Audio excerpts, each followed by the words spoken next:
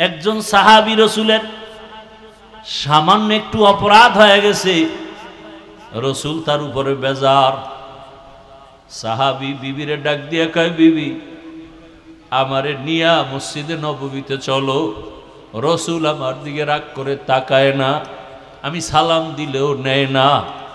আমারে আইনা চলো, রাতের গভীরে কেউ নাই, একটা রশি নিয়ে আসছে, খুঁটির গোড়ায় বৈশা কয়, বিবি আমারে হাত পিছে নিয়ে খুঁটির সাথে কঠিনভাবে বাঁধো। এমন ভাবে বাঁধছে। এবার সাহাবী কান্না শুরু করলেন আর বললেন, বিবি যাও, আল্লাহর রসুলের উপরে আল্লাহ আয়াত নাজিল কইরা যতক্ষণ আমারে ক্ষমার ঘোষণা না দিবেন আমার রশিও খুলবা না, আমি কান্নাও বন্ধ করব না। সাহাবী খুঁটির গোড়া বাইদা বিবি চলে গেছে। রসুল দেখতেছেন, কিছু বলেন না, চুপচাপ নামাজ পড়ায় চলে যান। কঠিন কোনো অন্যায় না। সাহাবী কাঁদতেছেন, এত কান্না। কয়েকদিন পর আল্লাহ পাকের রসুলের কাছে জিবরাইল এসে হাজির। আয়াত নিয়ে কয়, ইয়া রাসূলুল্লাহ আপনার ওই তওবাকারীকে আল্লাহ মাফ করে দিয়েছেন। রহমতের নবী যাইয়া চোখের পানি ছেড়ে কয়, তোর কপাল খুলছে রে সাহাবী, আল্লাহ পাক আয়াত নিয়ে পাঠায় দিছেন, তোরে মাফ করে দিছে।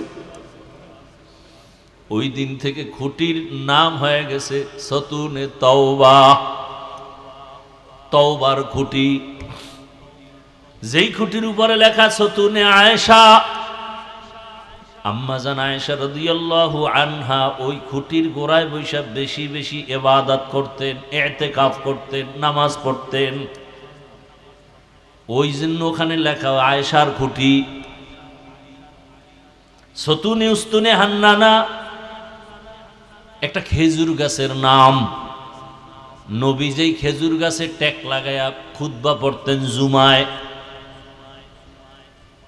নতুন একটা মিম্বার বানাইছেন, ওইটাই খুতবা পড়বেন। বুখারী শরীফে আছে, খেজুর গাছটা মরা, মানুষের মতো কান্নার আওয়াজ আসতেছে। নবীজি বলেন, এই মরা খেজুর গাছ কাঁদো কেন? আপনার বিরহের বেদনা। কি চাও? আমি দোয়া করে দেই, তুই তাজা হ, তোর উপরে খেজুর আসবে, উম্মতরা খাবে। না না, কি চাও? ইয়া রাসূলুল্লাহ আপনি আমার জানাজা পড়াইয়া এখানে দাফন করবেন, কিয়ামতের দিন আমি আপনার সাথে জান্নাতে থাকব। রাসূল তাই করলেন। ওই বরাবর যে পিলার উঠছে, ওই পিলারের উপরে লেখা দিছে সতুনে উস্তুনে হান্নানা। যেই মরা খেজুর গাছ রসুলের বিরহে কান্না করেছে, সাহাবায়ে কেরাম নিজের কানে কান্নার আওয়াজ শুনছে, মানুষের মতো আওয়াজ। মানুষ হইতে পারি না রে বাবা, নিজে মাইয়ার হক আদায় করি না, বউয়ের হক আদায় করি না, কর্মচারী হইয়া মালিক হইয়া কর্মচারীর হক আদায় করি না, বক্তা হইয়া শ্রোতার হক আদায় করতে পারি না, ইমামতি করি মুসল্লির হক আদায় করি না, শিক্ষক হইছি কিন্তু আমি ছাত্রের হক আদায় করতে পারি না, আমি স্বামী হইয়া স্ত্রীর হক আদায় করি না, আমি সন্তান হইয়া মা বাবার হক আদায় করি না। প্রত্যেকের মধ্যেই দুর্বলতা নাই? তাহলে আর একজনের সমালোচনা করার দুঃসাহস হয় কিভাবে? আপনি আর একজনকে খারাপ বলেন কিভাবে? আপনি সন্তানের হক আদায় করেন ঠিক মতো। দোকানদারি করিয়া রাত্রে আসছেন বাসায়, ফ্রেশ হইয়া 3 প্যাট খাইয়া বালিশে মাথা লাগে, আবার মোবাইল। স্ত্রী কিছু বললেই ঝগড়া, বেশি কথা বললে বিয়া কিন্তু আর একটা করবো। হুজুরেরা কিন্তু টাটকা ফতুয়া দিতেছে, 4টা লও, হোমানে 4 বিয়ার বয়ান চলতেছে দেশে। দেরি করবা না, প্যাচ লাগাইলে কিন্তু সিরিয়াল ধইরেই ফেলামু। আমি বানায় বলতেছি এগুলো, এ নাই ঘরে ঘরেই ঝগড়া নাই। তাহলে আর একজনকে দোষ দেন, সাহসটা হয় কিভাবে? হ্যাঁ, তবে একটা নিয়ম, যে চোর সে মনে করে সবাই চোর, একটা নিয়ম আছে। যে চাঁদাবাজ সে মনে করে সবাই চাঁদাবাজ, যে ধোঁকাবাজ সে মনে করে সবাই ধোঁকাবাজ, যে মিথ্যাবাদী সে মনে করে সবাই মিথ্যা বলে। আল্লাহ হেদায়াত দান করেন। খুব রাগ আসতেছে আপনাদের অন্তরে, আল্লাহ সবার অন্তরকে নরম বানায় দেয়। আচ্ছা, এই রাগ যদি আমার রসুলের মধ্যে আসতো, অথচ কেমন একজন আপনার আমার মায়ার নবী। বলতেছিলাম দুনিয়ার সকলের আদর্শ না পাক, রহমতের নবীর আদর্শই হলো পাক। কেন? আমার রসুল নিজে পাক। রসুল জিব্বা দিয়া হায়াতে কোনোদিন একটা গালি দেন নাই। রহমতের নবী কোনোদিন হাজারো গালি শুনছেন, গালির জবাব দেন নাই। নবীর হায়াতে কোনোদিন একটা মিথ্যা কথা বলেন নাই। রহমতের নবীর হায়াতে কোনোদিন কাউকে ধোঁকা দেন নাই। রহমতের নবী দুটো চোখ গরম করে কারো দিকে তাকান নাই।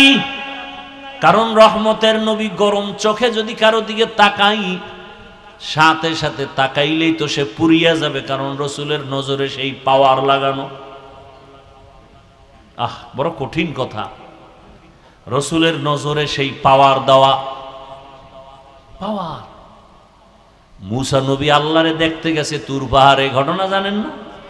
সূরায়ে তাহা, সূরায়ে কাসাসে ঘটনা আছে। এদিকে বিবি সফুরা সোয়াইব আলাইহিস সালামের মেয়ে, তার বিবি গর্ভে বাচ্চা, শীত। মুসা নবী যাবে মিশরে, রাস্তার মাঝে ব্যথা শুরু হয়ে গেছে, আগুনের দরকার। মুসা নবী আগুন আনতে যায়, দেখে সামনে আগুন, খেজুর গাছের মতো একটা গাছে আগুন জ্বলে। আল্লাহর কুদরত, যত নবী আগায় আগুন তত পিছনে যায়। যাইতে যাইতে তুর পাহাড়, মুসা নবী যখন পাহাড়ে পা রাখলেন, হঠাৎ একটা গাইবি আওয়াজ, ইয়া মুসা ফাখলা'না আলাইক ইন্নাকা বিল ওয়াদিল মুকদ্দাসি তুয়া। এই মুসা, জুতা খোলো, এটা পবিত্র উপত্যকা তুর পর্বত। মুসা নবী কয়, দুনিয়ার কেউ যদি আওয়াজটা দেয়, হয়তো ডান দিক থেকে, না হয় বাম দিক, না হয় সামন দিক, না হয় পিছন দিক, কিন্তু জুতা খোলার আওয়াজটা আমি চতুর্মুখী পাইলাম, চারিদিক থেকে। আমি প্রশ্ন করলাম, মান আনতা, আপনি কে? গাইবি জবাব আসলো, আনা রব্বুক, আমি তোর রব। মুসা নবী কয়, এই সুযোগ তার ছাড়া যাবে না। এবার মুসা নবী জুতা খুইলা রবের সাথে কথা শুরু করছেন। করতে করতে কথা বাড়ে, ভালোবাসা বাড়ে, মোহব্বত বাড়ে। কয় পর্দার আড়ালে আর কত কথা হবে, এইবার দেখা দরকার। মুসা নবী কয়, রব্বি আরিনি, ও আল্লাহ আমার একটু দেখা দাও, আমি তোমারে দেখব। আল্লাহও কঠিন হয়ে গেলেন, লান তারানি, কখন আমাকে দেখতে পারবা না। মানি আল্লাহ বাহানা করতেছেন যে ভালোবাসা আরো বাড়ুক। মুসা নবীর অন্তরে আগ্রহ, কথা এত মজা, না জানি তাকে দেখতে কত মজা। শেষ পর্যন্ত মুসা নবীকে না দেখে যাব না। ওদিকে বিবি সফুরা গর্ভে বাচ্চা নিয়ে কাতরাইতেছে, পেটে ব্যথা। আল্লাহ কয়, যখন দেখতে ইচ্ছে, একটা শর্ত আছে। কি? আগামীকাল সকালবেলা আসবা, তুর পাহাড়ে একটু নূরের তাজাল্লি ছাড়বো, যদি সইতে পারো তো আমারে দেখা কিছুটা সম্ভব হবে, না হয় তুমি তো পারবা না আমাকে দেখতে, কারণ আমাকে দেখার যেই পাওয়ার লাগে সেই পাওয়ার তোমার নজরে নাই। মুসা নবী কয়, ঠিক আছে। পরের দিন আসছেন, ফালাম্মা তাজাল্লা রব্বুহু লিল জাবাল, একটু তাজাল্লি যখন ছাড়লেন, তুর পাহাড় পুড়িয়া গেল। মুসা নবী বেহুশ, সজাগ হইয়া কয়, আল্লাহ। মুসা এবার দেখবানি? কয়, না না না না, কাম হয়ে গেছে। এবার মুসা নবীর চোখের মধ্যে তো নূরের ঝলক লেগে গেছে, পাওয়ার বেড়ে গেছে। আল্লাহ কয়, এই মুসা, চোখের উপরে নেকাব লাগাও, কারণ দুনিয়ার কেউ যদি তাকায়, ওই তোমার চোখে লাগলেই তার চোখ অন্ধ হয়ে যাবে, কারণ তোমার চোখে পাওয়ার বেড়ে গেছে, নূরের তাজাল্লির আভা লেগেছে। গেছে বাড়ি, বাড়ি তো না রাস্তায়। বিবি সফুরার অজান্তে যখন নজর পড়ে গেছে, একটা চোখ গেছে গে জাকাত। মুসা নবী, আরে আল্লাহ কইছিল মনে নেই, আমার দিকে তাকায় না, তাকায় না। সাথে সাথে নেকাব লাগাই দিছে। বিবি কয়, স্বামীরে দেখবো না তো এই দুনিয়া থেকে লাভ কি? অন্ধ হয়ে গেলে যাবো। একটা গেছে এমনি, এবার আবার চাইছে ইচ্ছা কইরা, হলো নেকাব দেখকে লই, এই দোনো চোখ গেছি। মুসা নবীকে আল্লাহ দয়া করে আপনি চোখ দুইটা আমার স্ত্রীর ফিরাইয়া পাওয়ার বাড়ায় দেন, অন্তত আমাকে যেন দেখতে পারে। ভাইয়েরা আমার, এজন্য আল্লাহ ওয়ালা যারা, আল্লাহ ওয়ালা, আল্লাহর ওলি, আল্লাহর ওলি কারা? গাঞ্জাখোর, মদ পান করনেওয়ালা, তাকওয়ার চূড়ান্ত পর্যায়ে যারা চলে, এই আল্লাহর ওলি যারা, তাদের নজরের মধ্যে পাওয়ার আছে, পাওয়ার বলার সময় নেই। তবে দলিলটা নেন, আবার দলিল ছাড়া তো আপনি আউযুবিল্লাহ না পারলেও দলিল খুঁজেন, তো দলিল নেন। ক্বালা রাসূলুল্লাহ সাল্লাল্লাহু আলাইহি ওয়া আলিহি ওয়া সাল্লাম ইত্তাকু ফিরাসাতাল মুমিন ফাইন্নাহু ইয়ানজুরু বিনূরিল্লাহ। আল্লাহর যারা প্রিয় বান্দা, তাকওয়ার আলো যাদের আছে, আল্লাহ তাদের এমন পাওয়ার দান করেন, অনেক কিছু দেখেন যা সাধারণ মানুষ দেখে না। চামড়ার চোখ দিয়া না, আল্লাহর দেওয়া নূরের আলো দিয়া তারা দেখেন। এক সময়ের সন্ত্রাসী রাসূলকে জবাই করতে যায় কে? সে কিন্তু এখন মুসলমান। এক সময় সে মদিনায় খুতবা দেন, খলিফাতুল মুসলিমিন। খুতবার মাঝখানে হঠাৎ একটা আওয়াজ দিলেন, ইয়া সারিয়াতাল জাবাল, ইয়া সারিয়াতাল জাবাল, ইয়া সারিয়াতাল জাবাল। এই সারিয়া, পাহাড় পাহাড় পাহাড়। ওমর মদিনায় বইয়া খুতবার ভিতরে ফট করে আওয়াজ দিছে, এই সারিয়া, পাহাড়। সারিয়া কই?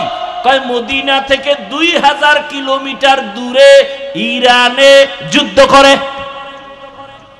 কোথায়? কত দূর? 2000 কিলোমিটার দূর।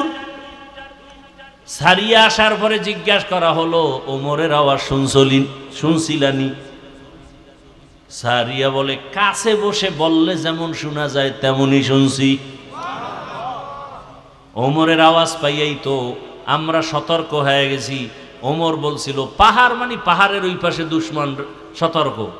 ওমরের আওয়াজে আমরা সতর্ক হই, আমরা বিজয়, আমরা নিরাপদ। এটা ফেরাসাত, এই পাওয়ারের নাম ফেরাসাত। হাদিসের ভাষায়, কোরআনের ভাষায় এই পাওয়ারের নাম ফুরকান। ইয়া আইয়ুহাল্লাযীনা আমানু ইন তাত্তাকুল্লাহ ইয়াজআল লাকুম ফুরকানা। এই পাওয়ার কোনো গাঞ্জাখোরকে আল্লাহ দিবেন না, দাড়ি কামানেওয়ালাকে দিবেন না, বেপরদায় যারা চলে তাদেরকে দিবেন না। যারা চূড়ান্ত তাকওয়ার উপরে চলে আল্লাহ তাদেরকে দিবেন। ইন তাত্তাকুল্লাহ ইয়াজআল লাকুম ফুরকানা। রাসূলের আদর্শ থেকে আর দামি কোনো আদর্শ নাই। ও আমার কলিজার যুবক, রাসূলের রেখে যাওয়া আদর্শ কি পালন করবে হিন্দু বাবারা, খ্রিস্টানেরা, ইহুদিরা? জিহ্বা নাড়ায়া সত্য কথা বলো, মানো আর না মানো, রাসূলের রেখে যাওয়া আদর্শ সুন্নত মানবে কারা? কোন দেশের মুসলমান? বাংলাদেশের আর বাইরের দি বাদ? তাহলে বাইরের দি বাংলাদেশ বাদ? হ্যাঁ, বুঝতে পেরেছি তুমি কি বলছো। দুনিয়ার সব মুসলমান মানবে, তবে মুন্সিগঞ্জ বাদ। হ্যাঁ, তা তোমার দাড়ি নেই কেন? দাড়ি কামাইলে বরকত যদি হয়, একটা দলিল দাও, কোরআন হাদিস না, তোমার যৌক্তিক। যে হাফিজ ভাই যৌক্তিক দলিল আছে, দাড়ি কামাইলে চেহারায় বরণ উঠবে না, যৌবন বাড়বে, চেহারা খালি নূর বাড়বে। খালি এরকম দুনিয়াবি একটা দলিল দে, খোদার কসম আমি দাড়ি কেটে ফেলবো। আমি আমার কথা ক্লিয়ার, কোনো ভেজাল নাই।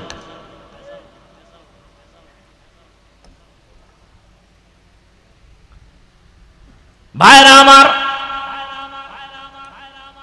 রহমতের নবীর আদর্শ পালন যদি মুসলমান হয়ে আমরা না করি, কে করবে? হুজুরেরা। জান্নাত হুজুরেরা পাবে, তোমার কপালে আছে কিনা সন্দেহ। তবে না, আলহামদুলিল্লাহ, সেদিন একটা যুবক আর্মির চাকরি ছাইরে দিয়েছে দোয়া নিতে। হুজুর, আমি আর্মির চাকরি ছেড়ে দিয়েছি, দোয়া চাই। চাকরি চাইরে কি দোয়া চান? কি করতেন? আর্মির চাকরি ছাড়লেন কেন? বারবার উপর থেকে চাপ দেওয়া হচ্ছে দাড়ি কাটার জন্য। আমি শেষ পর্যায়ে বলে দিলাম চাকরি ছেড়ে দিব, দাড়ি কাটবো না। এখন কি দোয়া চাও বলো? যুবক বলে দোয়া একটাই চাই, আল্লাহ যেন হালাল ভাবে রিজিকের ব্যবস্থা করে দেন। ও আমার যুবক বাবারা, আমি একটু আগেই কিন্তু বলেছিলাম হুজুর বানাবার কথা বলবো না, তাবলীগের কথা বলবো না, বলিও নাই। বরং আমি কি বলতে চাই, এই শেষ 2-4টা কথা শুনে যাও বাবা। আমি বলতে চাই, তুমি স্কুলে পড়ো, কলেজে পড়ো, চাকরি করো, ব্যবসা করো, ধন্যবাদ, কলিজা দিয়া দোয়া করে গেলাম। ওখানে লেখা ইঞ্জিনিয়ার হও, প্রফেসর হও, এসপি হও, ওসি হও, ডিসি হও, এমপি হও, প্রফেসর হও, মন্ত্রী হও, বড় ব্যবসায়ী হও, তবে দাবি আমার ছোট একটা, বেয়াদব হইও না। অনুরোধ, খুব কঠিন অনুরোধ। বেয়াদব করি হইও না, বেয়াদবি করিও না। বলবা হাফিজ ভাই বেয়াদবি করব না, কথার ব্যাখ্যা কি? আর বেয়াদবি করলে হবে কি? আল্লাহর জাতের কসম, যদি ডাক্তার হও বেয়াদবি করো, মরার আগে পঙ্গু হইয়া জুতার বাড়ি খাইতে খাইতে মরবা, কপালে শান্তি আর আসবে না। এখন শুনো, বেয়াদবি করবা না কথার ব্যাখ্যা। 3টা জায়গায় বেয়াদবি করবা না, করলেই মরার আগে জীবন শেষ। তার মানে মরবি না, দুকে দুকে শরীর পচতে থাকবে। 1 নাম্বার জায়গা মা বাবা, বেয়াদবি করলেই তোর পতন শুরু। 2 নাম্বার জায়গা শিক্ষক, বেয়াদবি করলেই তোর গজব শুরু। 3 নাম্বার জায়গা ওলামায়ে কেরাম, মুরব্বি, বেয়াদবি করলেই কপাল শেষ, কোনো সন্দেহ নাই। এই 3 জায়গায় যারা বেয়াদবি করবে, মা বাবার সাথে যারা বেয়াদবি করবে, ও ডাক্তার হলেও কপাল পুড়ে যাবে, ও যা কিছু করবার জীবন শেষ, ধ্বংস হয়ে যাবে।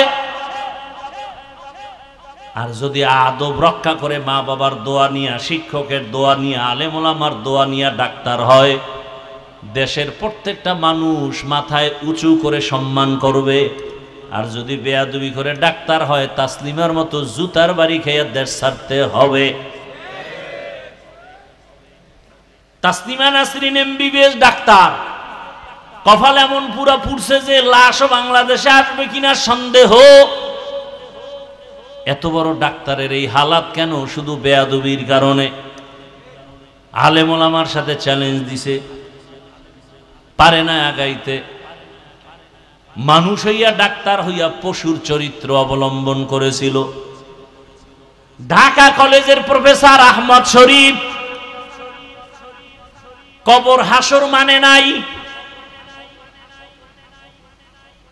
এই জন্য আর কবরও হয় নাই। কি যুবক বাবারা, কি মনে করছো? ঘুমের তুইটাই বলতেছি না, তোমার তো খবরও নাই। ঢাকা কলেজের প্রফেসর আহমদ শরীফ কবর হাসর বিশ্বাস করে নাই, আর কবরও হয় নাই। মরার আগে ছেলে মেয়েদের বলছে আমার দেহটা কবরে দিবি না, আমি বিশ্বাস করি না মরণ হাসর কবর। ঠিকই ছেলে মেয়েরা লাশটাকে হসপিটালে দান করে দিছে, দেহ দান, কবর আর হয় নাই। ছেলে মেয়েরা যে গিয়ে যে বাবার কবর জিয়ারত করবে, সেই কপালও নাই। ভাইজান এগুলো বলি কেন? আপনি প্রফেসর হইতে নিষেধ, বরং বাংলাদেশে আমি একা মাত্র তোমার পক্ষে বলতেছি, আর কেউ বলে না।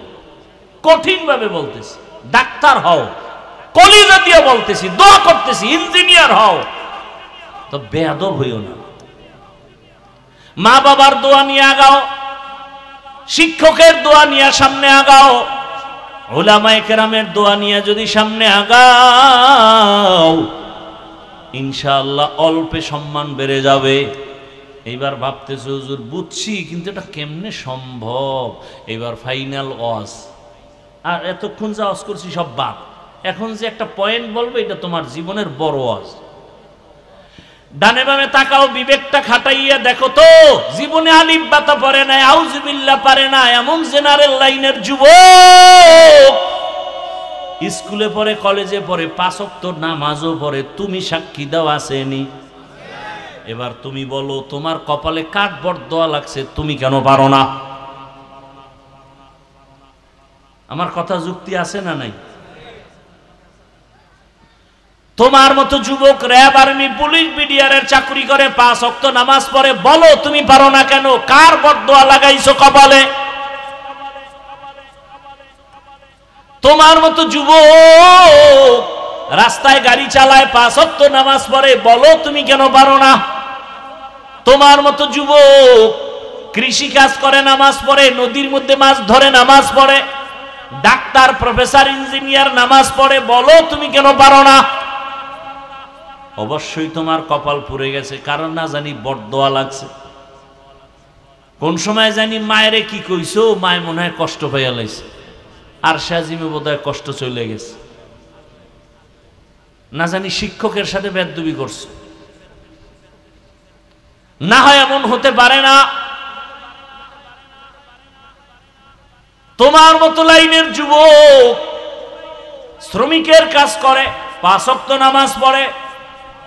ওই যে একটু আগে ঢাকা কলেজের কথা বলছি, যাও একটা দিন ঢাকা কলেজের বারান্দা ঘুরে দেখবা, বহু ছেলে কলেজে ক্লাস করে, মাথায় পাগড়ি, বড় বড় দাড়ি, বড় জামা, মনে হয় যেন বড় মসজিদের খতিব, অথচ আরবি পারে না।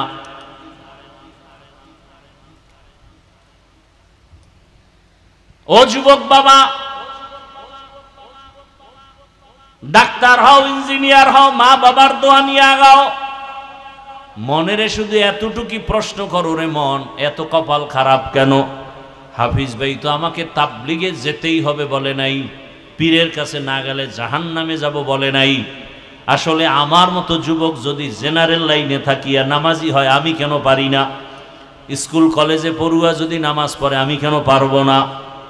ও পর্দার আড়ালের মা বোনেরা, মাইকের আওয়াজ শুনতেছেন, আপনার মতো কত মা, কত বোন এই এলাকায় এখনো আছে, নামাজ ছাড়ে না, বেপরদায় চলে না, মোবাইলে সময় নষ্ট করে না।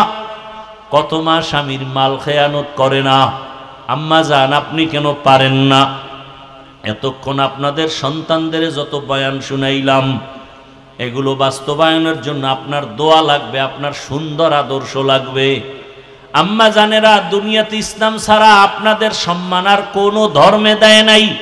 সব ধর্মে নারীদের উপরে জুলুম করেছে, একমাত্র ইসলাম নারীর মর্যাদা দিয়েছে। ও আম্মা জান, এই কারণে আপনার কত দাম জানেননি, বলার আমার সময় নাই। এ দুনিয়াতে রহমতের নবী, আলাদা নবী, তুলনাহীন নবী, যার চেহারা দেখলে বরকত, যার গুণগান জীবন ভর বললেও শেষ করা যাবে না, সেই নবী আলাদা। আল্লাহ পাক যার আশেক, সেই রসুলের কত শক্তি, কত যৌবন। 25 বছর বয়সে রহমতের নবী বিয়া করলেন এক বিধবা নারী, 2 জন স্বামী বিদায়ের পরে তৃতীয় রসুল। আবার বয়স আম্মাজান খাদিজার 40 বছর, রসুলের 25 বছর। আবার আম্মাজান খাদিজা একাধিক সন্তানের মা, আগে হয়ে গেছেন, এখন রসুলের ঘরে আসছেন। নবীর বয়স 25, আম্মাজান খাদিজাতুল কোবরার বয়স 40। আবার 2 জন স্বামী গত হয়ে গেল। নবী বুঝায় দিলেন, নারীর ইজ্জত ইসলাম ছাড়া কেউ দিতে পারে নাই। আরবের চরিত্রহীন লম্পটেরা নারী পছন্দ করে না, কন্যা ঘরে আসলেই বাবা নিজে গলা টিপে মেরে ফেলে।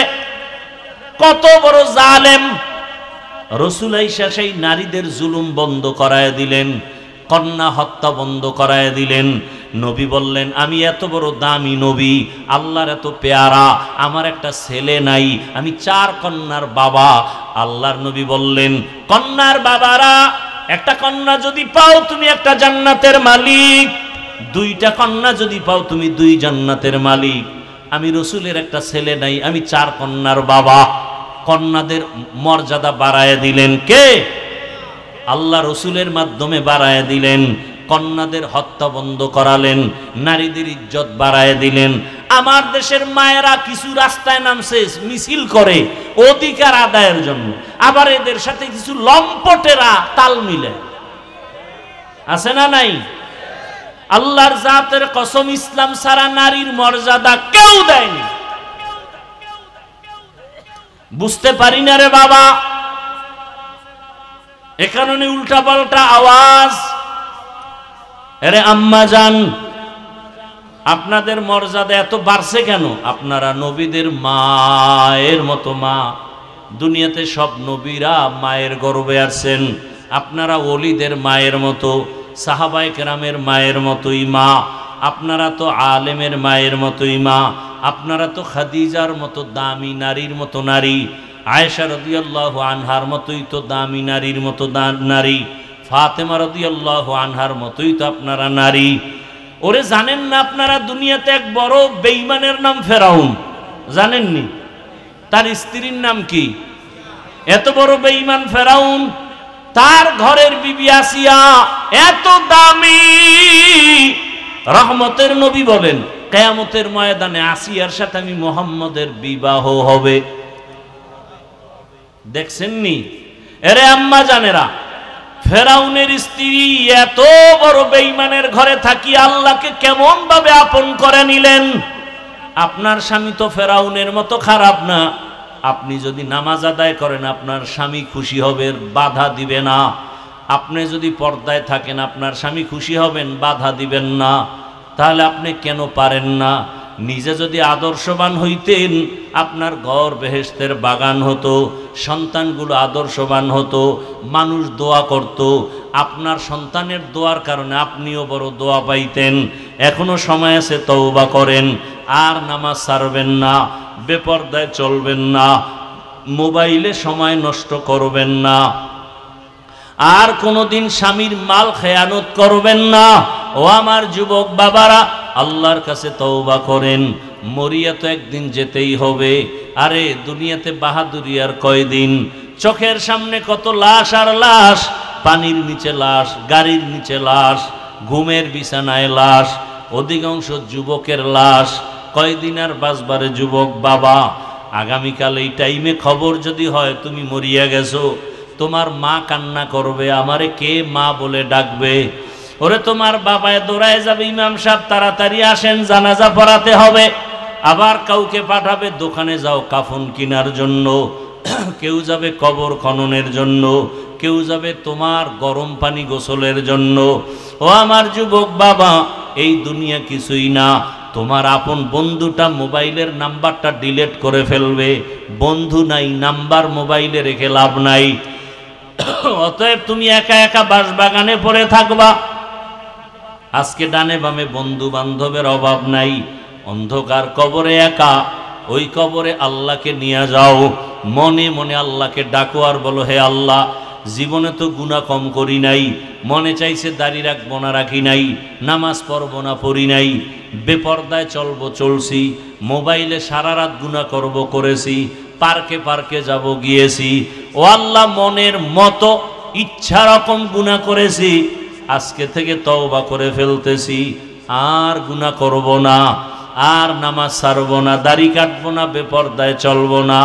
মা বাবার দোয়া নিয়া, শিক্ষকের দোয়া নিয়া, ওলামায়ে কেরামের পরামর্শ নিয়া নবীজির আদর্শ মেনে চলবো। তওবা করার মতো যদি অন্তর তৈরি হয়, মুনাফিকি যদি না থাকে, খাঁটি তওবার নিয়ত থাকলে দুটো হাত আল্লাহকে দেখাইয়া দাও। আয় আল্লাহ, হাতগুলো কবুল করে নেন, তওবা কবুল করে নেন, তওবার উপরে মজবুত হইয়া চলার তৌফিক দান করেন, আমিন। আলহামদুলিল্লাহি রাব্বিল আলামিন, ওয়াসসালাতু ওয়াসসালামু আলা সাইয়্যিদিল আম্বিয়া ওয়াল মুরসালিন ওয়া আলা আলিহি ওয়া আসহাবিহি আজমাইন। ইয়া আরহামার রাহিমিন, ইয়া আরহামার রাহিমিন, ইয়া আরহামার রাহিমিন। রব্বিরহামহুমা কামা রব্বায়ানি সগীরা। আল্লাহুম্মা ইন্নাকা আফুউন কারীম তুহিব্বুল আফওয়া ফা'ফু আন্না। আল্লাহুম্মা ইন্না নাসআলুকা রিযাকা ওয়াল জান্নাহ ওয়া নাউযু বিকা মিন সাখাতিকা ওয়ান নার। اللهم ارحمني بترك المعاصي، اللهم ارحمني بترك المعاصي، اللهم ارحمني بترك المعاصي. يا حي يا حليم يا عزيز يا كريم بحق إياك نعبد وإياك نستعين اللهم إنا نسألك علما نافعا ورزقا واسعا وشفاء من كل داء اللهم إنا نعوذ بك من البرص والجنون والجذام وسيء الأسقام ও দয়ার মালিক গুনার বোঝা নিয়ে আপনার দরওয়াজায় হাত উঠায় ফেলেছি আয় আল্লাহ কুদরতের নজর দিয়ে দেখেন কত উলামায়ে কেরাম কত মুরব্বী হাজী সাহেব ব্যবসায়ী চাকরিজীবী যুবক ছাত্র ভাই পর্দার আড়ালে মা বোনেরা গুনার বোঝা নিয়ে হাজির আমরা তওবার নিয়তে হাত উঠাইলাম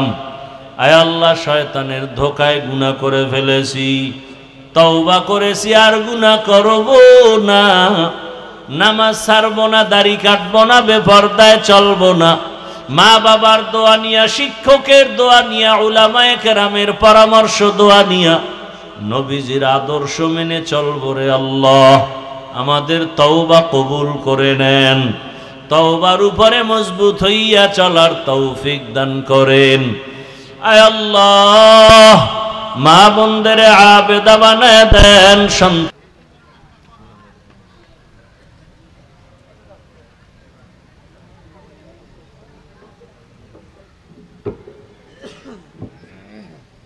আসসালামু আলাইকুম ওয়া রাহমাতুল্লাহি ওয়া বারাকাতুহু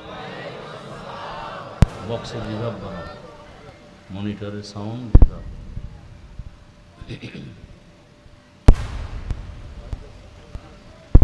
আলহামদুলিল্লাহ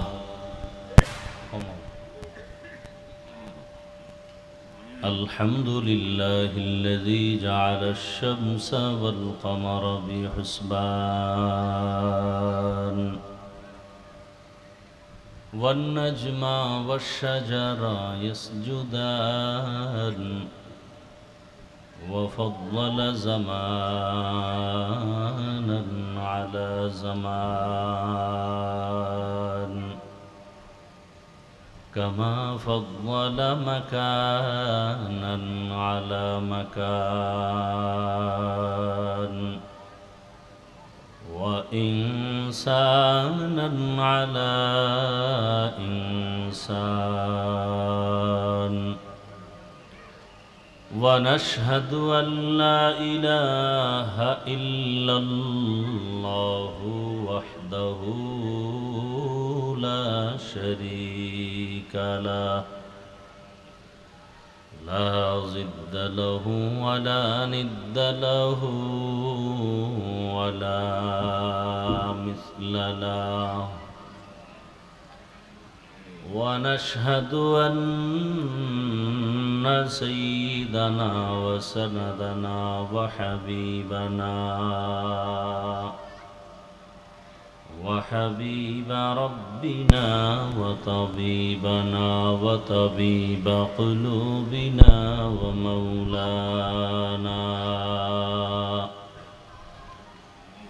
ومولانا محمدا عبده ورسوله اللهم صل على محمد النبي الأمي وعلى آله وسلم تسليما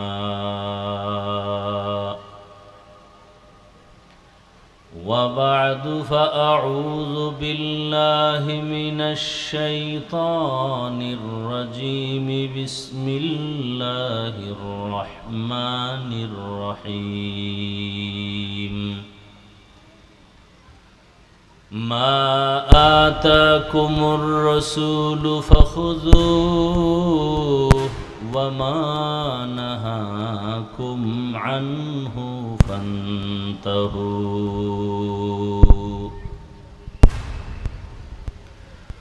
وقال رسول الله صلى الله عليه وآله وسلم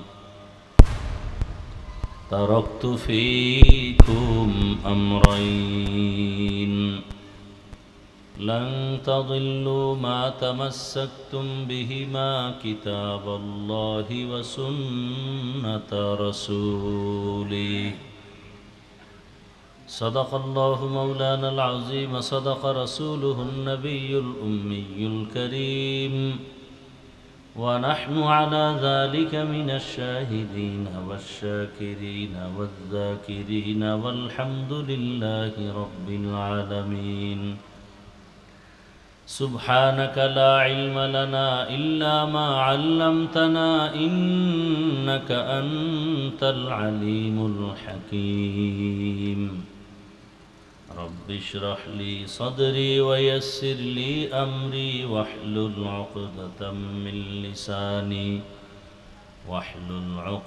من لساني يفقه قولي सूरज ने दिया अपनी शुआओं को ये पैगाम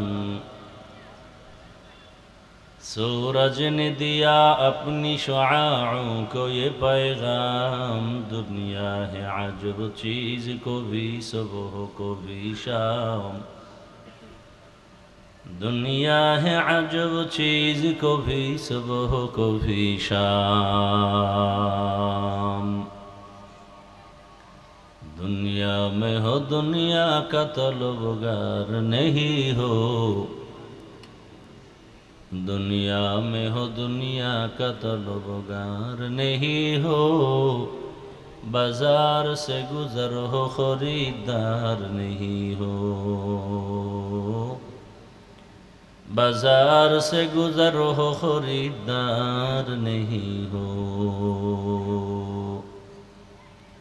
मकबूल है शाज़ है काबिल तो बहुत है मकबूल है शाज़ है काबिल तो बहुत है आईना के मानिंदे तो नहीं दिल तो बहुत है आईना के मानिंदे तो नहीं दिल तो बहुत है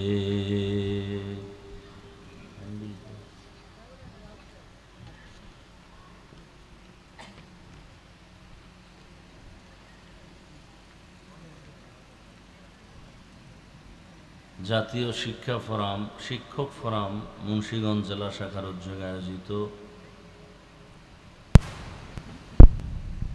আজকের এই আলোচনা সভা ওয়াজ ও দোয়ার মাহফিল 24শে সেপ্টেম্বর 2025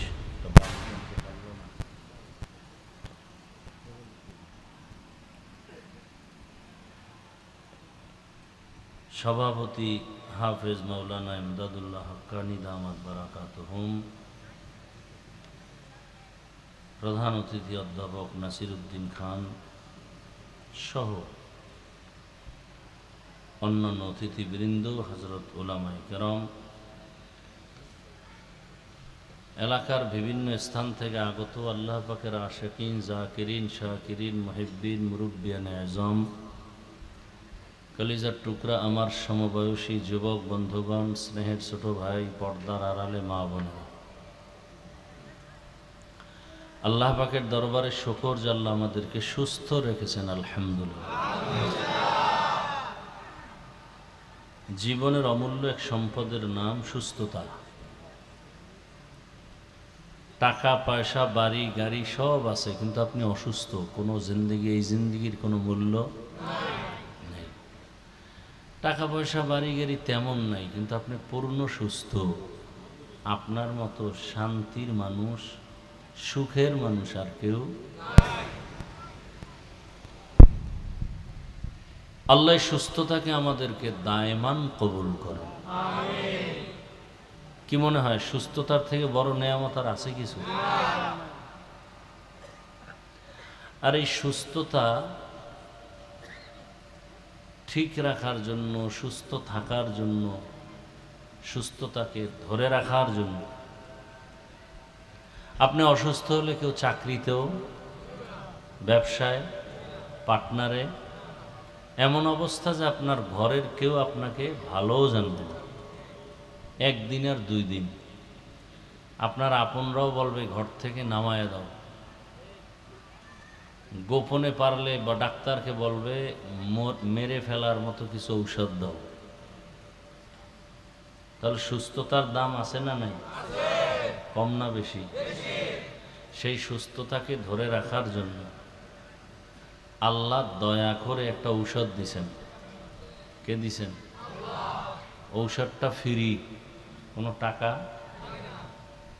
এবং ঔষধটা কেমন, পৃথিবীতে এর থেকে আর মহা ঔষধ নাই সুস্থ থাকার জন্য। সবাই তো আমরা সুস্থ থাকতে চাই। এই যে নামাজ পড়ে না, ভোর রাত্রে উঠা শীতের মধ্যে রাস্তায় দৌড়াইতেছে, এরকম বেনামাজি নাই? সেই ভোর রাত্রে কুয়াশার মধ্যে দৌড়ায় কেন? রোগ কমবে, সুস্থ থাকবে, তাই না? তাহলে সুস্থতার জন্য মানুষ কত, এই যে ডায়েট করে, না খাওয়ার এক প্রতিযোগিতা চলতেছে। যারা ডায়েট করার মূল থিম কি? না খাওয়ার সাধনা। যত না খায়া থাকবা তত সুস্থ। এই সুস্থতাকে ধরে রাখার জন্য একটা ঔষধ দিছেন কে? কেমন ঔষধ? কত টাকা লাগবে বলেন? কি? ফ্রি। ঔষধটা কি? কেমন ঔষধ? পৃথিবীতে মানুষের জীবনে এর থেকে আর মহা ঔষধ নাই। সেই ঔষধের নাম রাতের ঘুম। সেই ঔষধের নাম, সেই রাতের ঘুমকে জবাই করার জন্য মহা এক ক্যান্সার, যার উপরে আর কোনো ক্যান্সার, এই মহা ক্যান্সারের নাম অদৃশ্য এক মরণাস্ত্রের নাম মোবাইল। অদৃশ্য এক মরণাস্ত্র, মানুষকে মেরে ফেলবে ধুকে ধুকে। এর নাম কি? মোবাইল। দেখেন না, অজাইয়া মোবাইল দেখাইতেছে, হুজুর আমার চিনেননি, কত দামি মোবাইলওয়ালা আমি। বর্ষে বেহেশতের বাগানে, মন বেহেশতের বাগান মুখী নেই, মোবাইল মুখী। এভাবে বুঝানের মানুষও এক সময় থাকবে না। বরং এইরকম বুঝাইতে গেল হুজুর বেইজ্জতি হবে হবে ভাব। আমি আকাম করি, আপনার সমস্যাটা কি? আমি চুরি করলে আপনার সমস্যা কি? আমি অন্যায় করলে আপনার বাজে কেন? তোমার মতো যদি অপরাধী আমিও হই তা আমার বাঁচবে না, আর আমি যদি পিওর মানুষ হই তা আমার বাঁচবে না, তোমার সাথে যুদ্ধ করতে হবে। কারণ রসুল আসছেন এক চরিত্রহীন লম্পটদের সমাজে। পৃথিবীর নিকৃষ্ট লম্পট চরিত্রহীন মক্কার মানুষ, এর মাঝে আসছেন পৃথিবীর শ্রেষ্ঠ পবিত্র মহানবী রাহমাতুল্লিল আলামিন। আসার পরে আদর্শ দিলেন, ক্রমান্বয়ে মানুষ পৃথিবীর শ্রেষ্ঠ পবিত্র হয়ে গেল, যাদের নাম না নিলে কোনো বক্তার, কোনো ইমাম, কোনো আলেমের বয়ান হবে না।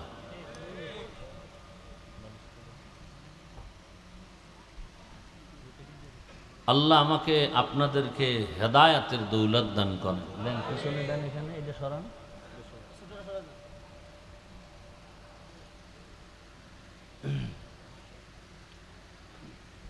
তাহলে ঘুম নষ্ট করলো কিসে? মোবাইল। শুধু কি তাই, নষ্ট করে নাই কি? মোবাইল আপনাকে নষ্ট করে নাই কোন দিক থেকে? একটা দিক আছে, চোখ, হাত, কান, জবান, অন্তর, পুরো বডি মোবাইলের কারণে, গুনার কারণে নাপাক, শারীরিক অসুস্থ, হার্ট দুর্বল, মেধা দুর্বল, চোখের পাওয়ার নাই, হাতের পাওয়ার দুর্বল, ভেতরের কিডনির অবস্থা দুর্বল, লেখাপড়া শেষ, স্বামী স্ত্রীর ভালোবাসা শেষ, মাঝখানে কি মোবাইল। শিক্ষক ছাত্রের মাঝে পর্দা, ঝগড়ার পর্দা, দূরত্বের পর্দা, কি মোবাইল। এই মোবাইলে কত তাজা তাজা নিরপরাধ প্রাণ কেড়ে নিয়ে গেছে, কোনো অপরাধ নেই। এরপরে এই লোকটা নাই কেন, কয়েকে মেরে ফেলছে কেন, বলে ওর কারণে আমার ধান্দাবাজি আর চান্দাবাজি চলে না, ওকে মাইনাস করলে দুনিয়া আমার। আল্লাহ ওই বদমাশকে মাইনাস করার জন্য আর এক বদমাশ পাঠিয়ে দেবে। এটাই নিজাম, এটাই নিয়ম।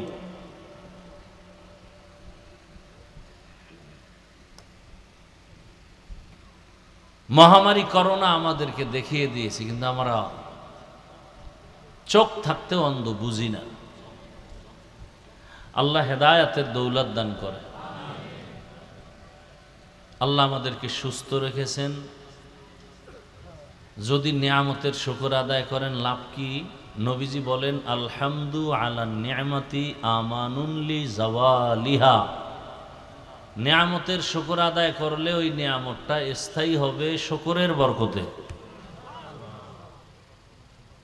সুবহানাল্লাহ আসে না কিও? হ্যাঁ, কি হয়েছে আবার?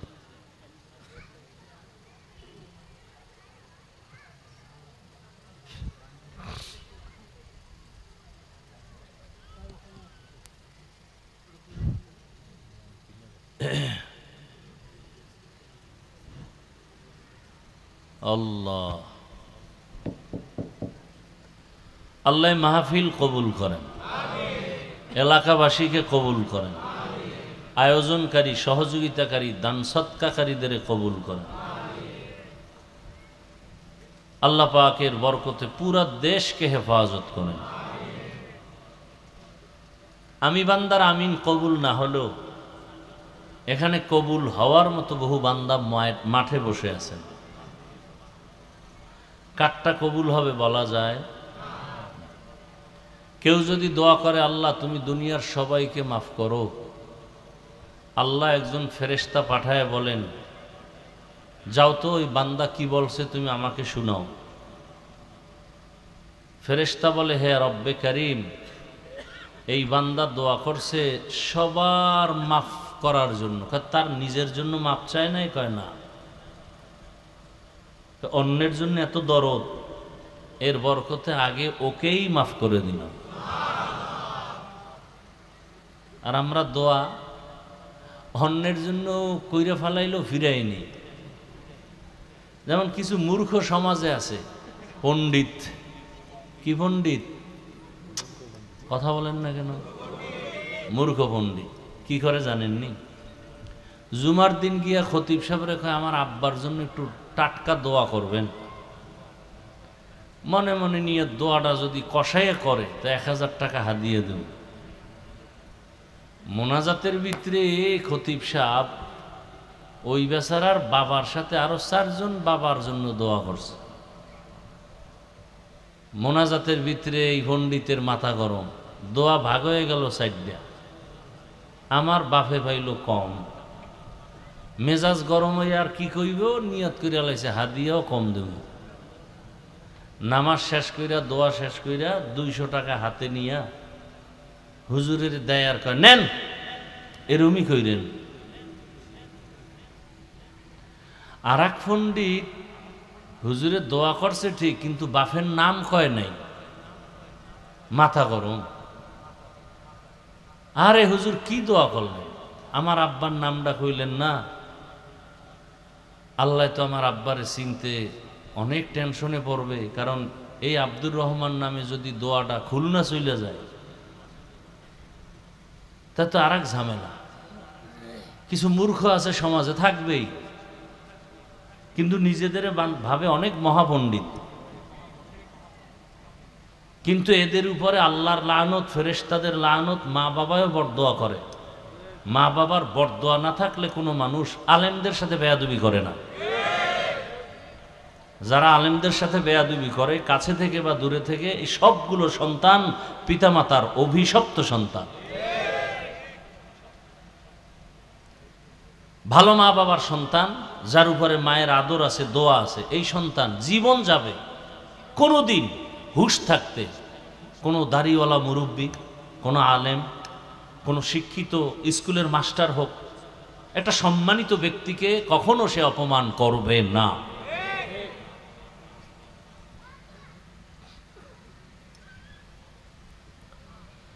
আল্লাহ, কোরবানির সময় দেখেন না, গরু বাইন্দা সাইন্দা নিচে শোয়াইয়া এরপরে লিস্টি দেয়, চিঠি, হুজুর পড়েন। 7 জনের নাম পড়তে গিয়া 7টা মায়ের নাম, 7 জন বাবার নাম, এলাকার নাম, থানা, জেলা, ওয়ার্ড, বাড়ির নাম্বার শুদ্ধ। কারণ ওই দোয়া যদি আর দিকে যায় তো কোরবানি বরবাদ। আপনারা হাসেন, এরকম বেয়াদব নাই সমাজে?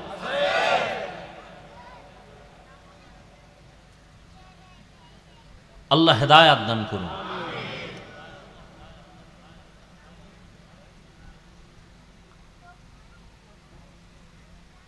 আল্লাহ রাব্বুল আলামিন আমাদেরকে দয়া করেছেন এখানে আসার জন্য। ঢাকার থেকে বের হইতেছিলাম, বৃষ্টি, মনে হয় এখানে বৃষ্টি হবে, বয়ান আজ হবে না। আল্লাহ কি না পারেন, যাদের বৃষ্টির প্রয়োজন তাদের বৃষ্টিও দেন, আবার কোরআনের কথা শোনার প্রয়োজন আল্লাহ তাদেরও সুযোগ দিছেন। এটা আল্লাহই পারেন, আর কেউ পারে না। তো আল্লাহ যে আপনাকে আমাকে এখানে হাজির করছেন সুস্থতার সাথে, অনেকে আসতে চেয়েছিলেন, আসতে পারে নাই, এই জন্য কি আর একবার শুকর আদায় করবেন? ভাই দুনিয়া কি, ভাবতেছি অনেক কিছু, কল্পনা অনেক। কালকে এই টাইমে যে আমি বাঁচবো গ্যারান্টি আছে? কত কল্পনা, কত স্বপ্ন, স্বপ্ন বাস্তবায়ন আল্লাহ না চাইলে হতে দেন না। এজন্য আমি মাঝে মাঝে বলি, বান্দা চাইলে কিছুই হয় না, আল্লাহ চাইলে সব হয়।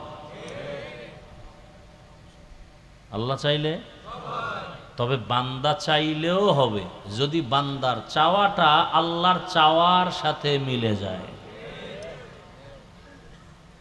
আতিনা ফি দারে দুনিয়া না হাসান, আতিনা ফি দারে উকবা না হাসান, ইয়া গিয়াসাল মুস্তাগীসিন ইহদিনা লফতিখারা বিল উলুমি ওয়াল গিনা।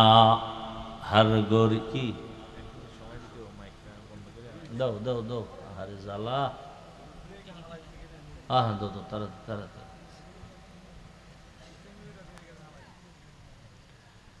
হ্যাঁ মানে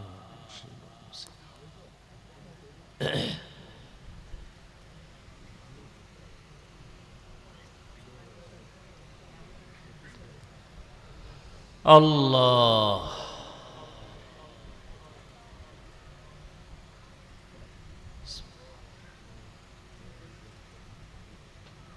এই অল্প বয়সে কত কিছু দেখলাম।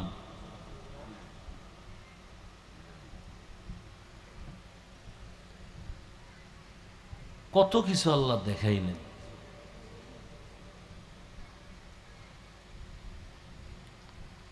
কত জায়গায় ওয়াজে গেছি, মাইকের তার কেটে লয়ে গেছে। কত বড় কুলাঙ্গা। পরে শুনি এমন ক্যান্সারে পড়ছে, মৃত্যু পর্যন্ত তার বিছনার থেকে উঠতে পারে না।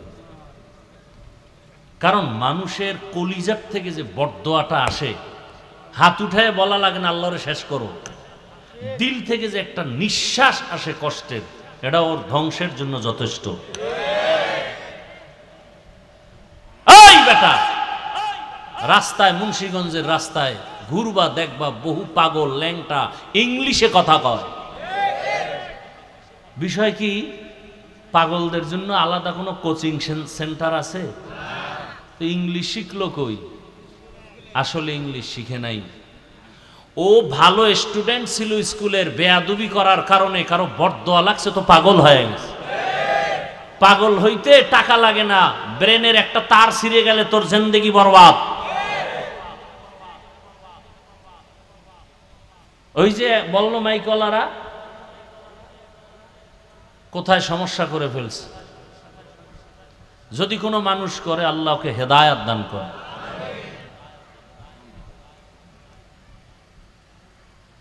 আগুনে হাত দিলে হাত পুড়ে যায়, এটাই বাস্তবতা।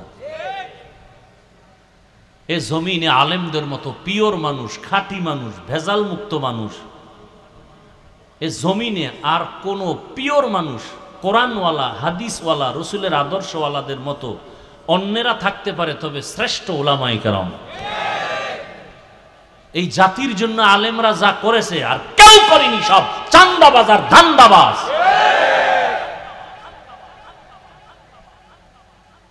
বলেন তো, সরকারি চাকরি আর বেসরকারি চাকরি যারা করে, ডিউটি কয় ঘন্টা প্রতিদিন? 8 ঘন্টা। নিম্নে বেতন কত? 20,000 ধরে নিলাম। টেবিলের তলে আরো কত কিছু পায়, মুক্তার দানা। বাংলাদেশ তো এই দিকটা আগানো, টেবিলের তলে অনেক কিছু পাওয়া যায়, মাশাআল্লাহ, অনেক কিছু পায়। রাতারাতি কলা গাছ। বলুন তো, 8 ঘন্টা ডিউটি, মাসে বেতন 20,000, এরপরে ডানে বামে তো এমনি হেমনে আছেই। হৃদয় থেকে বলবেন, মানেন আর না মানেন, সত্য কথাটা সাপোর্ট করেন, স্বীকার করেন। একজন ইমাম সাহেবের ডিউটি কত ঘন্টা প্রতিদিন? সত্য কথাটা বলেন। মাসে বেতন কত? আপনার বিবেককে জিজ্ঞাসা করেন তো, এর থেকে জুলুম আর জমিনে কি হতে পারে? তাও তো ইমামকে রিমান্ডে রাখে কমিটি, রিমান্ডে। একক তো নামাজে না থাকলে রিক্সাওয়ালা কয়, গেছিলেন কই? ইমাম সাহেব কয়, কে তুমি? আমি রিক্সা চালাই। কয়, এত দাপট কেন? কয়, 5 টাকা বেতন দেই, তার বাহাদুরি। এরকম বেয়াদব আছে না নাই?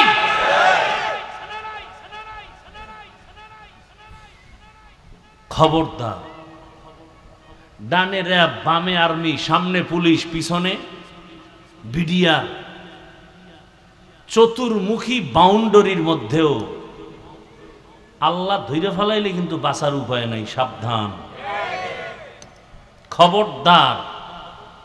সব জায়গায় কিন্তু চালাকি চলে না, খবরদার। বহু চালাক জঙ্গলে ঘুমায়, বিল্ডিং এ জীবনে আর ঢুকতে পারবে না, সাবধান।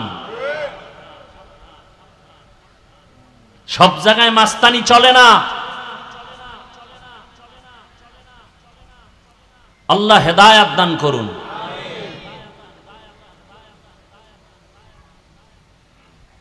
সম্মান আল্লাহ দেন, টাকা দিয়েই চেয়ারে বসি নেই। চেয়ারম্যানের চেয়ারের মেয়াদ শেষ, এমপি সাহেবেরটা শেষ, কোরআনওয়ালার চেয়ার কোনো মেয়াদ নাই।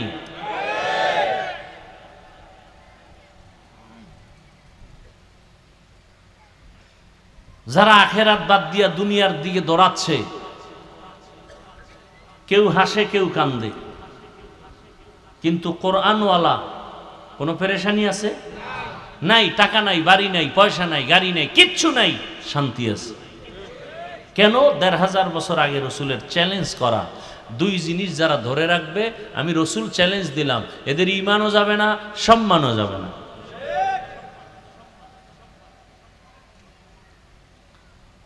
আল্লাহ সহিবুজ দান করেন। কত যুবক জেনারেল লাইনে পড়ে ঢাকা কলেজে, মাঝে মাঝে ওয়াজে দেখা হয় বা মাদ্রাসা আছে, ব্যবহার দেখলে মনে হয় রুমাল দিয়া পাও মোছাইয়ে দিই। যে মানুষ কি এত ভালো হইতে পারে, তাও জেনারেল লাইনের যুবক? আবার কিছু যুবকদের, কিছু ওই লাইনের মানুষের ব্যবহার শুনলে এত কষ্ট পায় যে ইমাম বয়ান করতেছে, সামনে দাঁড়ায় প্রতিবাদ, হুজুর এমনে কইরেন না, হেমনে করেন। জীবনভর ডাউলের পানি খাইয়া কোরআন হাদিস শিখলাম আমি, আর বয়ান শিখে আমাকে সুদখোর, ঘুষখোর। কি আজীব কারবার! এই চেয়ারে বসতে জীবনটা মাটির সাথে মিশে গেছে। আল্লাহ দয়া করে টান দিয়ে বঙ্গোপসাগর থেকে নিয়ে আসছেন। টাকা দিয়ে উঠা যায় না এ চেয়ারে। মহামারী, করোনা, স্কুল বন্ধ, কলেজ বন্ধ, চাকরি বন্ধ, ব্যবসা বন্ধ, ফ্যাক্টরি বন্ধ, সব বন্ধ। ইতিহাস মুছে দিও না, লিখে রাখো, সে সময় একটা কোরআনের মাদ্রাসা বন্ধ হয়নি। বাবাকে করোনায় আক্রান্ত করছে, তার রেখে যাওয়া 2 কুলাঙ্গার শিক্ষিত সন্তান, কুলাঙ্গার, ট্রিপল মাস্ক লাগায় বসে আছে, বাবার লাশের কাছে যায় না করোনা। এক পর্যায়ে বাবায় মরে গেল। এলাকার গরিবদের কয় টাকা দিলাম, লাশটা টেনে রাস্তায় ফেলে দিল। রাস্তায় ফেলে দিল, জানালা লক করে দিল। একবারও তাকায় দেখলো না লাশটা কি কুকুর খেলো না জানাজা হলো। ইতিহাস মানুষকে অনেক উপরে নিয়ে নেয়। ইতিহাসের সাথে বেঈমানি চলে না। সেই লাশ একটা না দুইটা না, শত শত লাশ আমার দেশের টুপিওয়ালা আলেমরা কাঁধে নিয়েছেন, গোসল করিয়েছেন, কাফন পড়াইছেন, জানাজা পড়ায় কবরে রাখছেন। শত শত করোনার লাশ, একজন হুজুরও করোনায় মরে নাই। আল্লাহর জাতের কসম, এই জাতির জন্য কলিজা দিয়া নিঃস্বার্থভাবে মোহাব্বত করেনেওয়ালা উলামায়ে কেরাম পিওর, আর কেউ না। অন্যরা আপনাদের ভালোবাসে স্বার্থের জন্য, স্বার্থের জন্য। স্বার্থ নাই বলবো ওকে মাইনাস কর, লাগবে কত? মাইনাসে 20,000 লাগে। মানুষ মারতে বলে 20,000 লাগে। মরবি না? না, তা তোর মারমু। আর মারার জন্য শত্রু লাগে না, নিজের বন্ধুই যথেষ্ট। কি এ পর্যন্ত বড় বড় যত দুর্ঘটনা হয়েছে দূরের কেউ করে নাই, কিন্তু আপনারা শিক্ষিত মানুষ মুন্সিগঞ্জের, আমি শ্রদ্ধার সাথে বলছি, বেয়াদবি ক্ষমা চাই। আমার সাথে আপনাদের কোনো দুশ্মনী নেই। আমি চাই আমি একটু ভিন্ন লাইনে বয়ান করি, সোজা সাপটা বয়ান করি, বাংলায় বয়ান করি। এত বড় শিক্ষিত আমি না, এত বড় আলেমও আমি না, আমলও নাই। সাধারণ মানুষকে কিছু বুঝ দেওয়ার জন্য খুব সোজা কথা বলি। আমি এখানে একটা মানুষকে হুজুর বানাবার পরামর্শ দিতে আসিনি। শিক্ষিত মানুষ, শ্রদ্ধার সাথে বলছি, আমি স্কুলে পড়ুয়া, কলেজে পড়ুয়ার পক্ষে কিছু পরামর্শ দিতে আসছি। ও যেন স্কুল না ছাড়ে, ও কলেজ থেকে যেন ভিন্ন দিকে না যায়। যে চাকরি করে সে যেন চাকরিই করে, যে ব্যবসা করে সে যেন ব্যবসায়ী করে। তাকে কিছু পরামর্শ দিয়ে আমি মোনাজাত দিয়ে চলে যাব। আমি একবারও বলবো না তাবলিগে যাও, একবারও বলবো না চরমনাই যাও, একবারও বলবো না টুপি লাগাও।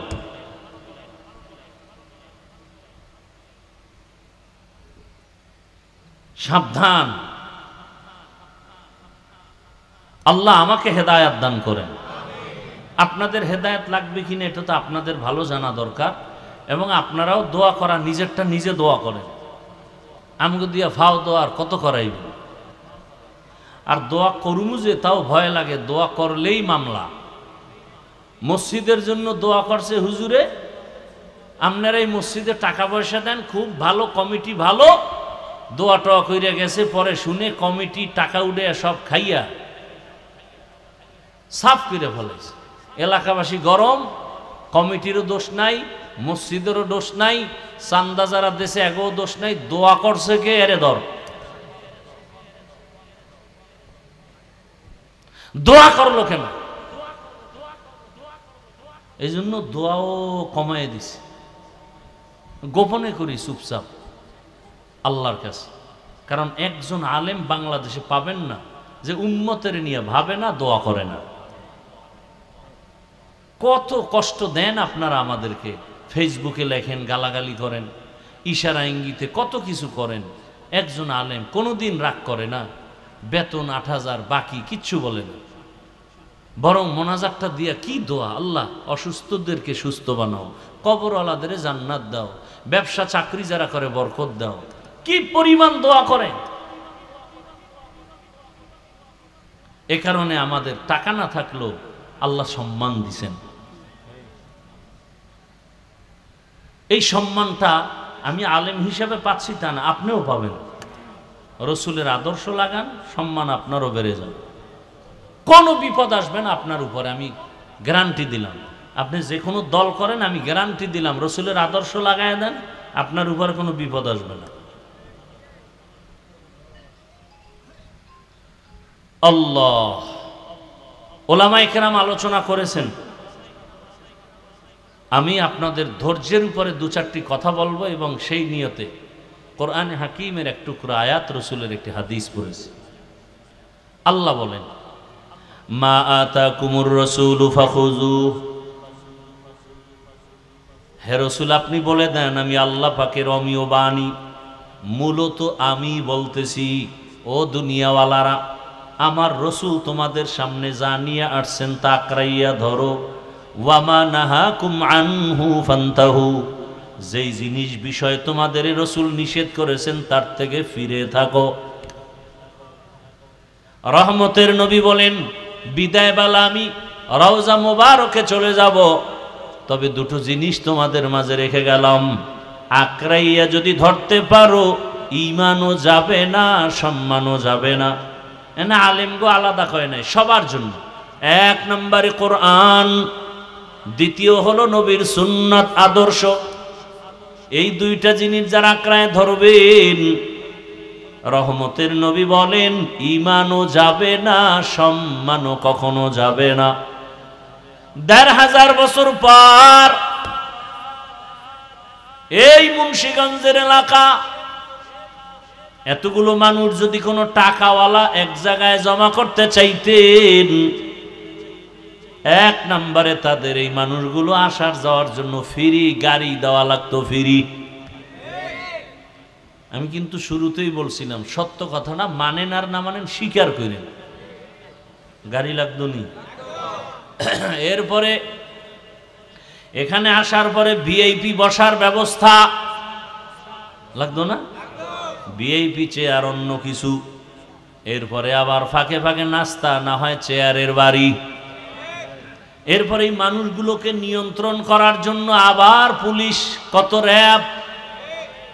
আল্লাহ বিবেক দিছে, একটু চিন্তা করেন তো, এখানে আপনারা যারা আসছেন এই জঙ্গল বাগানের ভেতরে, কাউকে জোর করে আনা হয় নাই, ফ্রি গাড়ি দেওয়া হয় নাই, কেউ পায়ে হেঁটে আসছেন অথবা কেউ রিক্সা ভাড়া দিয়ে আসছেন। টাকা নিবেন দূরের কথা, অনেকে এখানে টাকা দানও করেছেন। বসার ভিআইপি ব্যবস্থা আছে পৃথিবীতে, এর থেকে থার্ড ক্লাসের বিছানার নাই। বিয়ার অনুষ্ঠানে বিছনা দিলে অনেকের মনে কষ্ট আসবে, বলবে তোর বিয়ার গুল্লি মারি গেলাম, এটা বিছনা দিতে পারো না, তোর দাওয়াত দিতে কইছে কে? কিন্তু এই নর্মাল বিছানায় যে বসছেন, কে ভিআইপি, কে নন ভিআইপি, কে শিক্ষিত, কে মূর্খ, কে আলেম, কে গায়েরে আলেম, সব একাকার হয়ে বসছেন, কারো অন্তরে কোনো কষ্ট নাই। নাস্তা একটু পরে দেওয়া হবে, নাস্তাও নাই, অনেকের পেটে হালকা পাতলা ক্ষুধাও লাগছে, ভিতরে ক্ষুধা। কিন্তু এরপরও মানুষগুলোকে যদি আমি বলি, ভাইজানেরা কেন বসছেন, কতক্ষণ থাকবেন, বলে আমরা টাকার জন্য বসি নাই, আল্লাহর মোহাব্বত, রাসূলের মোহাব্বত যদি আমাদের সারা রাত্র আপনি বয়ান দিয়া রাখেন, আমরা সারা রাত বসে থাকতে রাজি। এটা কি হাফিজুর রহমানের ক্রেডিট, ওর বাপের ক্রেডিট, ওর দাদার ক্রেডিট? একমাত্র ১৫০০ বছর আগের রসুলের আদর্শের দ্বারা এটা সম্ভব। এবার বুঝেন রসুলের আদর্শ কত পিওর। আয়াত হাদিসের তর্জমা বলে ফেলেছি, এবার সংক্ষেপ কিছু ব্যাখ্যা, উঠা বসা করলেই মোনাজাত। ব্যাখ্যা কি কথাটা হবে? আল্লাহ বলছেন রসুল যা নিয়ে আসছেন আঁকড়ায় ধরো। প্রশ্ন হলো রসুল কি নিয়ে আসছেন?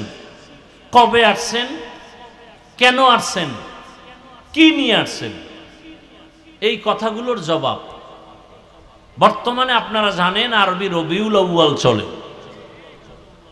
সারা বাংলাদেশে আলোচনা চলতেছে রবিউল আউয়াল, রসুলের জন্ম জন্ম জন্ম।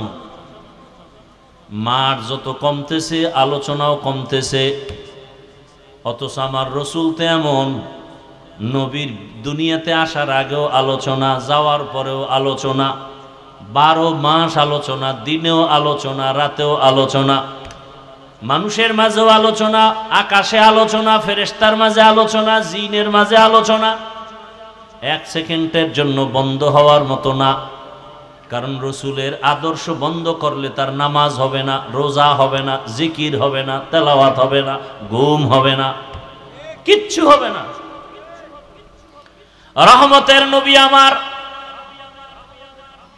রবিউল আউয়াল মাসে জমিনে আসলেন, আবার রবিউল আউয়ালেই দুনিয়া থেকে রসুল বিদায় নিলেন। নবী কি নিয়ে আসছেন আর কি রেখে চলে গেলেন?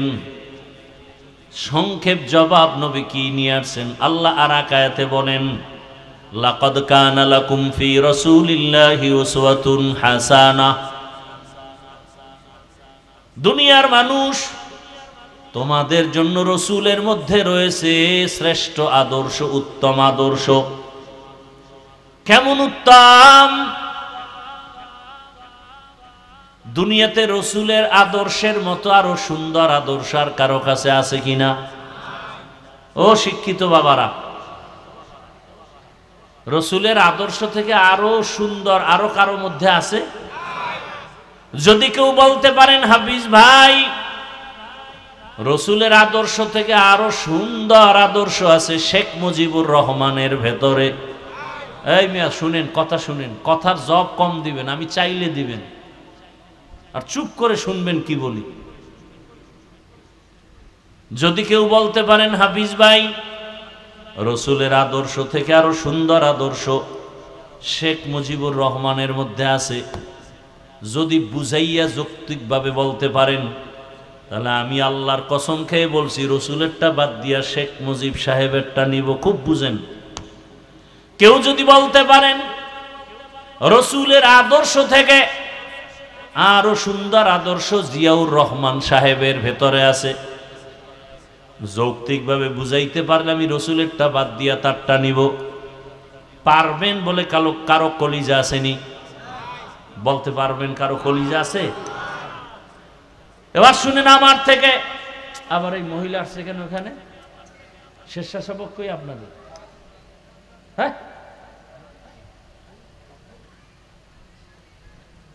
কি আশ্চর্য ব্যাপার, আপনাদের স্বেচ্ছাসেবক কোথায়?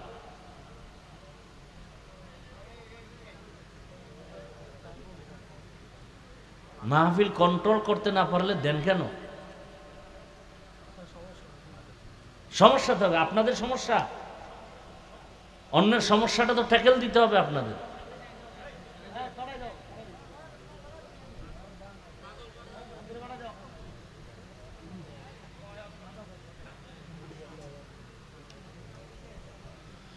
আল্লাহ,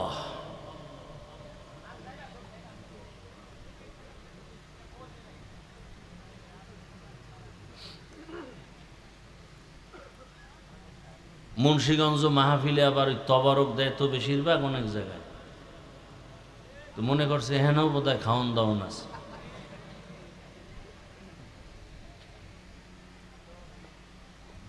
কি বলতেছিলাম?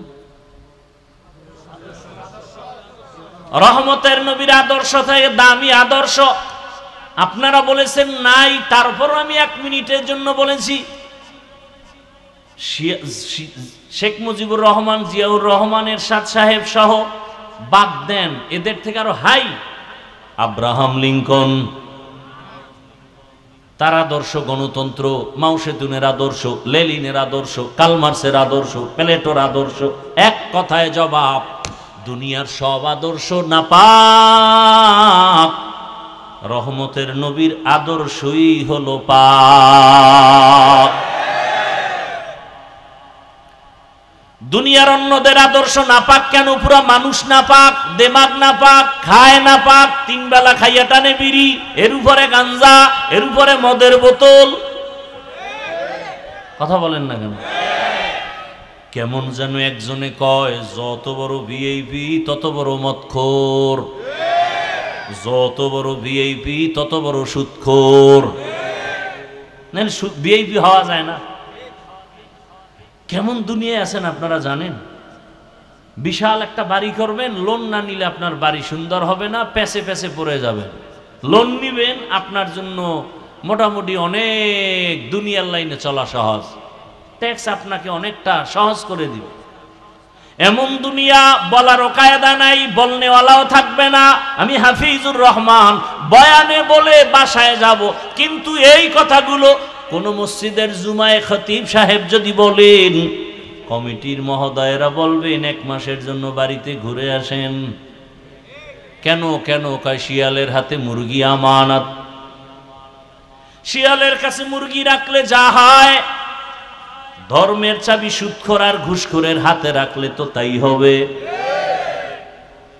হकीकत से तो दुनिया बेखबर है, दुनिया की नुमाइश पर नजर है, नमी गुयम के अज दुनिया जुदाबाश, बहर कारे के बाशी बा খুদাবাস। রাগ করেন আপনারা? যদি বেশি কষ্টই লাগে তাহলে আমাকে বয়ান আপনারা লিখে দিয়ে আসার আগে একটা পুরো বয়ান দেখে দেখে পড়িয়া আসতে চলে যান, কোনো টেনশন নাই। একেবারে 4 পৃষ্ঠার একটা বই লইবেন, লেখা টেখে সুন্দর করে, বাস নিচে দিয়ে নাম লেখেন, যদি কলিজা শক্ত থাকে নামটা লিখে দিবেন, আমি অমুক এলাকার অমুক, এই বয়ান আপনি করবেন। একেবারে আপনার নাম সহ বরকতের দোয়া তোয়া কইরা 4 পৃষ্ঠা টাটকাভাবে পইরে টইরে আসতে চলে যাব। নতুন এক সিস্টেম চালু হইল দুনিয়ার জমিনে। আমগো হুজুর গো জীবনভর যে কোরআন হাদিস পড়ছি আর কামে লাগে না, নতুন বয়ান চলতেছে। কইতেছি কোরআন হাদিসের কথা, অনেকের চেহারা কালো, অনেকের মনে কষ্ট, কি আজীব অবস্থা। তাহলে কোরআনের একটা ভুল বের করেন, কেউরে লাগবে না। আমি হাফিজুর রহমান একটা ভুল স্পষ্ট বের করে দেন, দুনিয়ার সব কোরআন জ্বালায় দিবে, এখন দাড়ি কেটে ফেলবো, আল্লাহর বিরুদ্ধে রাস্তায় নেমে যাব, আমরা নেমে যাব। কারণ আল্লাহ আছে, দলিল কোরআন, কিয়ামত হবে, দলিল কোরআন, ইসলাম ধর্ম সত্য, দলিল কোরআন। সে কোরআন ভুল মানি সব ভুল। কিন্তু আপনি দেওয়ার আগে চিন্তা করেন, আপনার বড়রাও কিন্তু আদা জল খাইয়া মাঠে নাইমাও ব্যর্থ। তারা পারছে কি আর আপনি কি পারবেন? আল্লাহ হেফাজতের জিম্মা নিয়েছেন কোরআন। ব্রিটিশ বেঈমানের দল ভারতের জমিনে শত হাজারো মাদ্রাসা বন্ধ করে দিয়েছে, হাজার হাজার আলেমকে ফাঁসি দিয়ে গাছের সাথে ঝুলায় রাখছে। কলকাতা রাস্তা, দিল্লির শহরের রাস্তার আশেপাশে ব্রিটিশ চাইছিল এ জমিনে ভারতে কোরআনের আলো চলবে না। আল্লাহ চাইছেন সারা দুনিয়ায় কোরআনের বাতি জ্বলবে, তার পাওয়ার হাউস হবে ভারতের ভেতরে। কাটটা হইছে? সারা দুনিয়াতে এখন দিনের বয়ান চলে, তার পাওয়ার হাউস দেওবন্দ, ঠিক নি? যেই দেওবন্দের প্রতিষ্ঠাতা কাসিম নানতবী আর বাতেনি প্রতিষ্ঠাতা রহমতের নবী। ঘুমের মধ্যে রসুল আইসা রেখা টেনে দিছেন আর বলছেন, কাসিম এখানে মাদ্রাসা বানাও। কাসিম ঘুম থেকে উঠা দেখে রসুল যেভাবে রেখা টানছেন পুরা চিহ্ন স্পষ্ট দেখা যায়।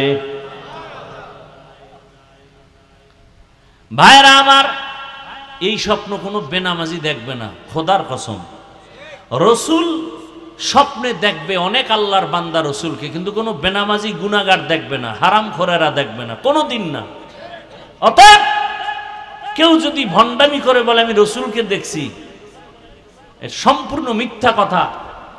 কেউ যদি বলে আমি রসুলকে দেখছি, উলঙ্গ, বুঝতে হবে তার ঈমান আমল উলঙ্গ।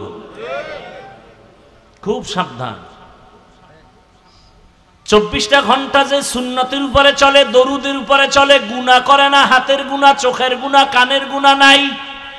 আর আমগো তো, আমি হাফিজুর রহমান বক্তা হইলে কি হইব? সবাই আপনারা সম্মানে বসাইছেন, কিন্তু আল্লাহ তো জানে আমি কত বড় গুনাহগার।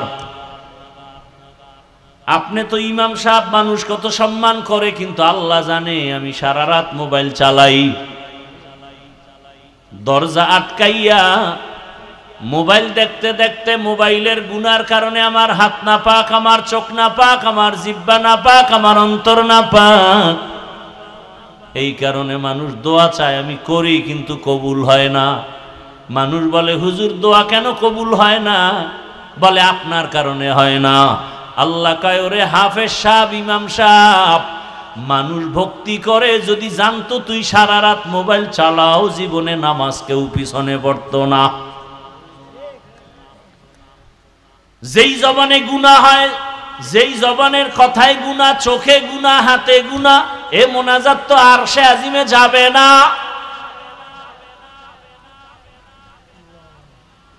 এই জন্য বলি মাওলানা হইছি, বক্তা হইছি, মানুষ এখনো হতে পারি নাই।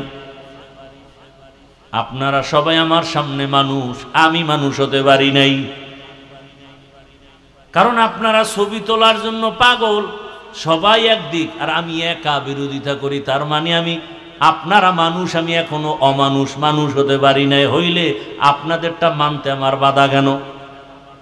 আসলে আমি মানুষ হইতে পারি নাই। বক্তা হওয়া কঠিন না, মানুষ হওয়া কঠিন। মাওলানা হওয়া সহজ, মানুষ হওয়া কঠিন।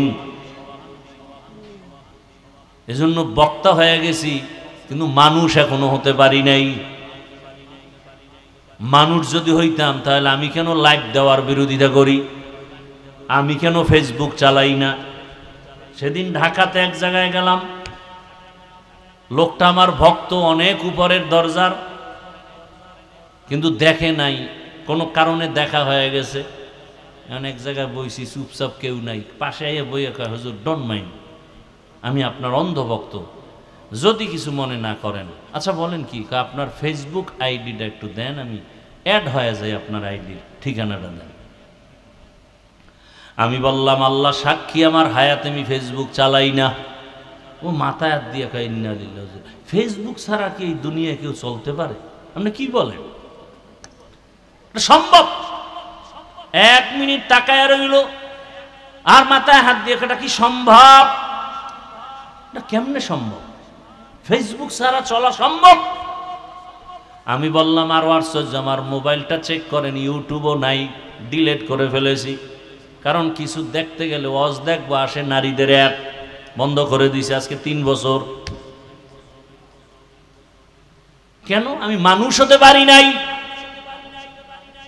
মানুষ হইলে সব মানুষের সাথে আমি কেন তাল মিলাইতে পারি না? জানি না কবে আপনাদের মতো মানুষ হতে পারবো। যত কথা বলি কেমন যেন আপনাদের মনের উল্টা, সবই উল্টা। আল্লাহ আমাকে হেদায়াত দান করেন। আপনাদের লাগলে আপনারা বইলে নিয়েন, আমার হেদায়াত দরকার খুব বেশি। হুজুর হইছে দেখে জান্নাত এত সোজা? জান্নাত পাওয়া যদি সহজ হয়, জান্নাতের টিকিট হাতে নিয়ে সারা জীবন আবু বকর কাঁদলেন কেন? জান্নাতের টিকিট হাতে পাইয়া রাসূলের সাহাবী ওমর আজীবন কান্না করলেন কেন? তাহলে আমার উপায় কি? তাদের ইলম, তাদের আমল, তাদের নামাজ, তাদের রোজা, তাদের তাকওয়া কত সুন্দর, সেই তুলনায় তো আমার নামাজ নামাজই না। এরপরও তারা কাঁদছেন আজীবন। আমার তো গলায় রশি লাগায় কান্না দরকার। এইবারও রসুলের রওজায় ঢুকলাম, রিয়াজুল জান্নাহ। আমগো বাংলাদেশিরা কয় হুজুর এখানে পুলিশ 10 মিনিটের বেশি থাকতে দেয় না, উঠায় দেয়, আপনি থাকেন, আমরা পুলিশের বলতেছি।